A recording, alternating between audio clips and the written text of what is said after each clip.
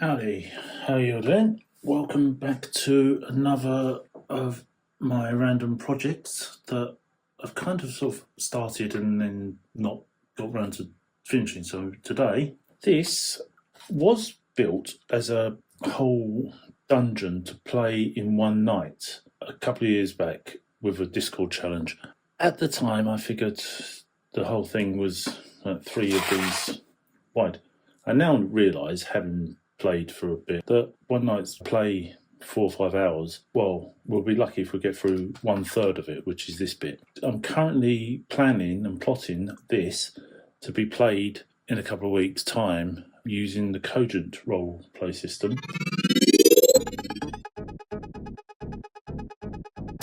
And as you can see, it all had these bits of cut down foam as the walls.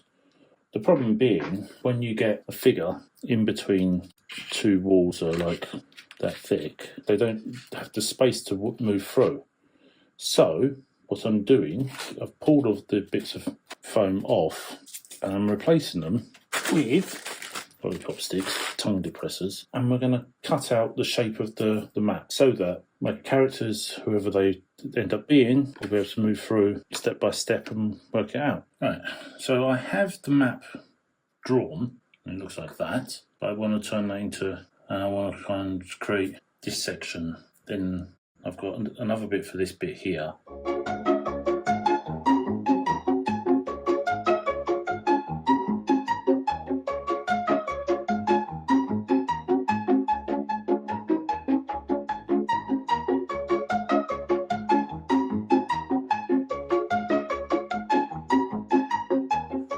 Oh, there we go. I've decided that the curved ends are doorways. I've got to indicate this is flat ground. This is a trap. That's loose ground. That's the room of cursed objects.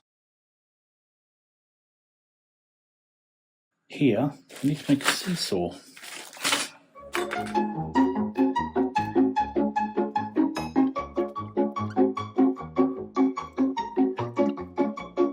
So yeah, I made this 5 centimetres rather than 5 foot spacing, so everything is slightly small. The next bit could be spaced bigger, it should be fine. But this bit, I'm just going with what I already have, because I don't like wasting the foam, it's so hard to get hold of. I'm repurposing this.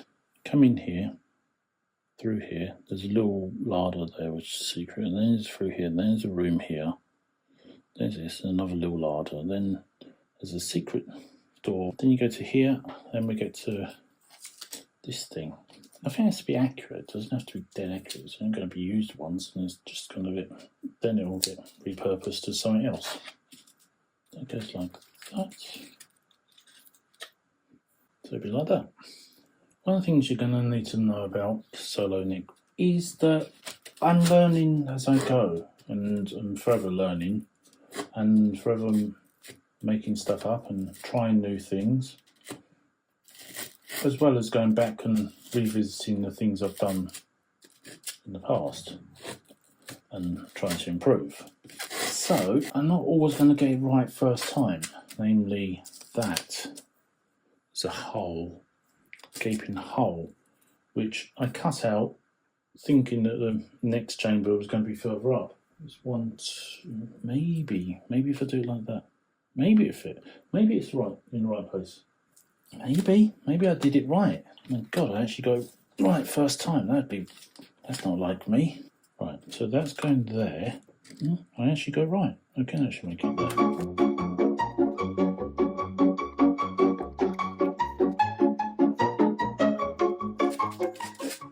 Okay, that's there. It did work. I did it right. Woohoo!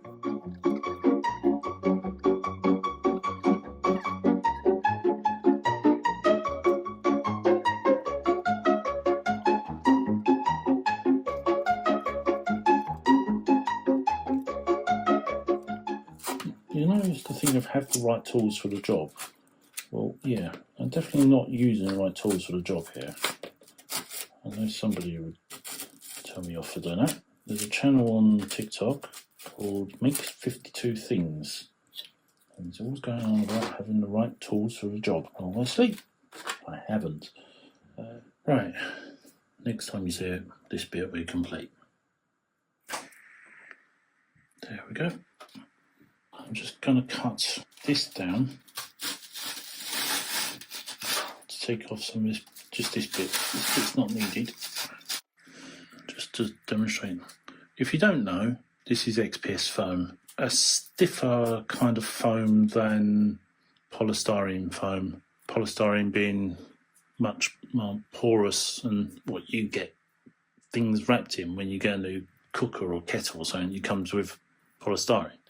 This is extruded polystyrene, which means it's more compressed, more stiffer, more compact. And we are highly jealous of anybody in America because they can go and buy massive 8 foot by 4 foot sheets in Lowe's. And there's a company called Lowe's, it's like B&Q in America, and they can buy a massive sheet, and it's sort of $1 a foot, $8 for an 8 foot sheet. Here, this was a sheet, pretty much this size, and it was £15. You can get 1 centimetre thickness, 2 centimetre, 5 centimetre. You can get 50 centimetre. That's what we're using. It's a little bit of knowledge I do know. Okay, so now this is done, it's together. I need to just put together some... Do not do what I'm about to do, because I haven't got the hot glue gun set up and I can't be bothered to do it, so I'm doing it with this, super glue. I'm putting super glue and XPS foam together. Never a good idea. It's rather badly lit at the moment, but that's my Mod Podge black, or dark grey and brown acrylic paint, a little bit of water, a little bit of fairy up liquid, as we call it, soap, fairy soap. I'm just going to cover this whole thing just to black off the walls.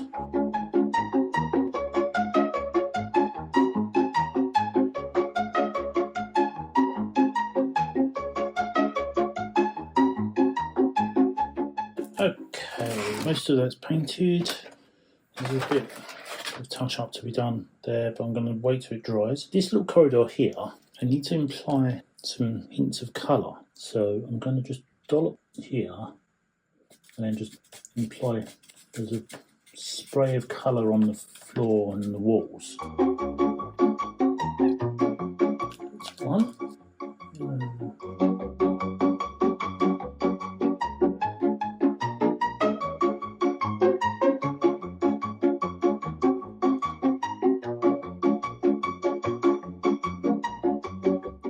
Now this little room needs to be painted yellow. Kind of little hints to what is possible. This is a room full of treasure. If they don't get the key from there, they will never get it. Well, that's a bit.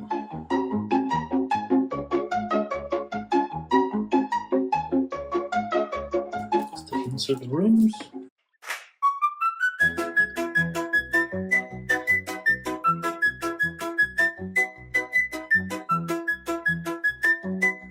Okay, one small problem, I've lost the seesaw. Oh, it's on the floor. This is Dungeon Part 1. And here's all the pamphlets and all the paperwork to go with it. This is the intro and my idea, my thing. This is the backstory. Then we have the entryway. Now, the entryway is not on here. The entryway is this. This is going to be a separate thing I've got to make in a minute. And the entryway is at the bottom of the tower of the keep, they find an entryway which has a facer like that on the front. So that's got to be stuck on there. And inside, it opens up. I've got to cut these out, stick them in there, and these are going to be the sides. And then that's the puzzle. On the wooden panel, there is a sign reading, "Search for the lock in 4 directions, but find the key in the 5th." So it takes 4 people to find the 4 discoloured panels, stand on them or press them, and then a 5th one will be in the roof. So I need to make one for the roof as well. So I need 2 more panels. You have to put your hand in the top and pull it down in order to make it open. And when it opens, it'll fall down like this. lay flat, and then that goes down to stairs down into the first room, and it opens to room 1.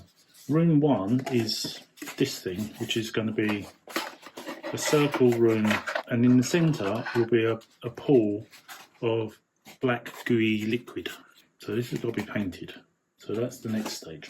And I've coloured in the sections of the different things. That's the wooden floor that's dangerous. That's the room of cursed or charmed objects. This is the seesaw. If they cross as one, they will be safe. If they cross as separate, one at a time, when they get to the far side, the last person to cross, it will tip it and they'll fall through a hole in the floor and end up in icy cold water. If they don't, they end up in there with an oversized dog, which will look like that.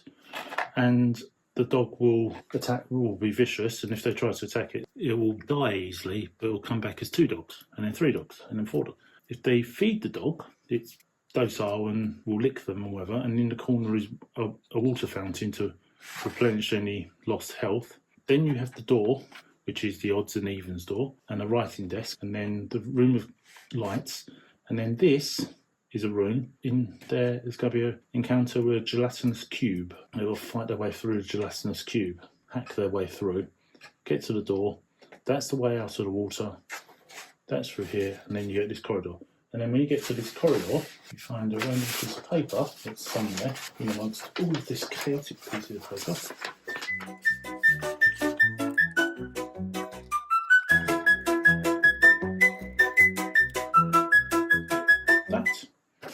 And they have to get their way across. If anyone speaks abysmal, they can find their way across, or they can try their best to get across, or be hit by darts. Every time they stand on the wrong square, they'll be hit somewhere by a dart. And there's 1, 2, 3, 4, 5, 6, 7, 8, 9, 10, 11, 12, 13, 14, 15. So there's 15 squares that they could get wrong. And if they get wrong every time, they'll lose 15 health points, but that's the answer. And then they'll get to the end where the guard room will be. The guard room is the last big fight for this section, and then they go to this, and this is the chamber for the next week.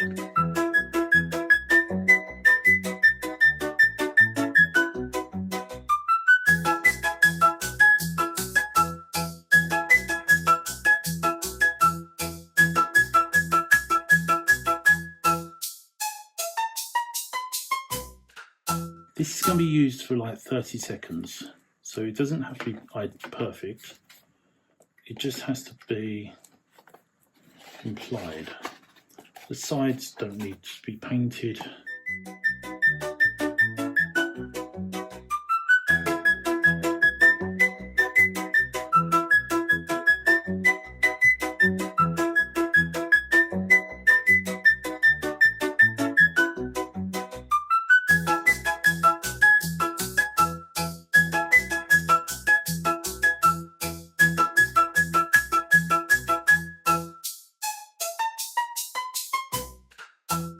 One contingency plan for this dungeon is that dogs are a fine size and the spider's okay. I don't know why I've got a spider, but I do. But I'm going to just do this. These are 1/100th scale people. Can you see that? Oh, small as. Compared to a 1/28th scale person, it's a bit of a difference. I'm just going to stick these on here, give them somewhere to stand.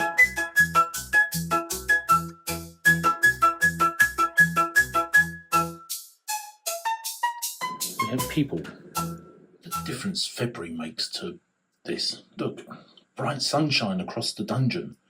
So this is the finished first board of the Dungeon of Chalice, which is part 1, which the team played on last Wednesday, and they got stuck here on the infernal map trying to read that and work out how to get across it.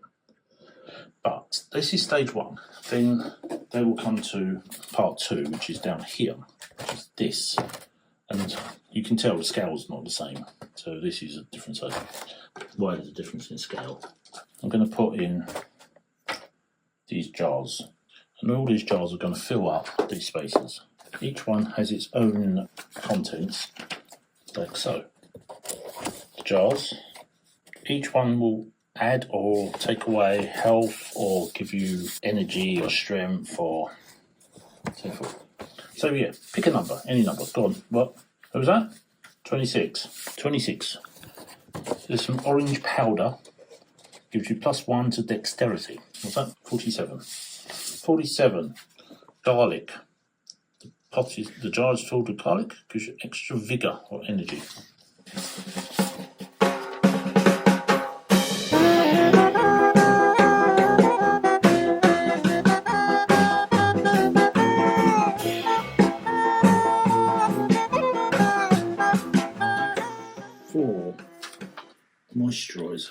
Moisturiser adds moisture to skin, +1 to health and charisma. Water, 57.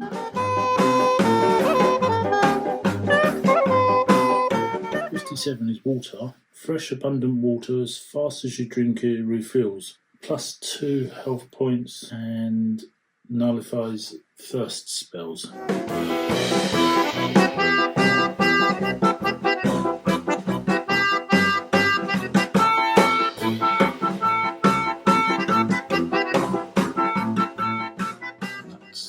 Where we're going. So yes, so these will all have to be laid out and put out for the game on Wednesday night, and then everyone calls out the numbers and we'll see if they actually do it. Because knowing the lot I've got, they'll go, yeah, not touching them, I'm going in the other room. They don't seem to be very interactive with the props and things.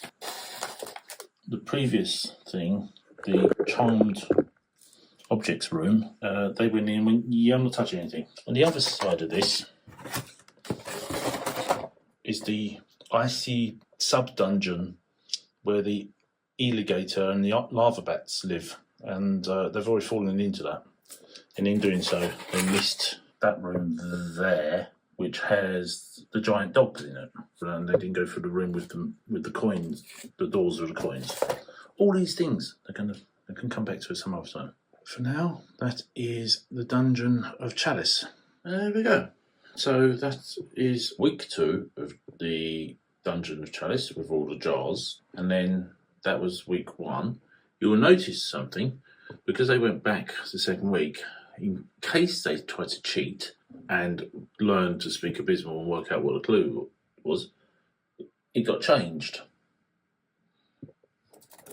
The Korean. It was the easiest way to do it.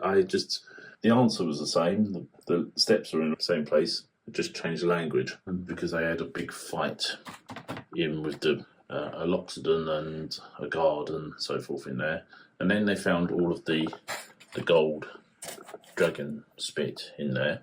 Ended up being a whole story unto itself because one of the characters made up a lie and convinced everyone that it was explosives. It's quite funny, it's quite clever. So that's week 1, and they finished there. Then they went into the chamber, which was this. Obviously, as I said, different scale with all the jars and whatever. And then they finished in there for week 2. And these are the first 2 weeks. And then we came back for week 3, which was easily done as just a map.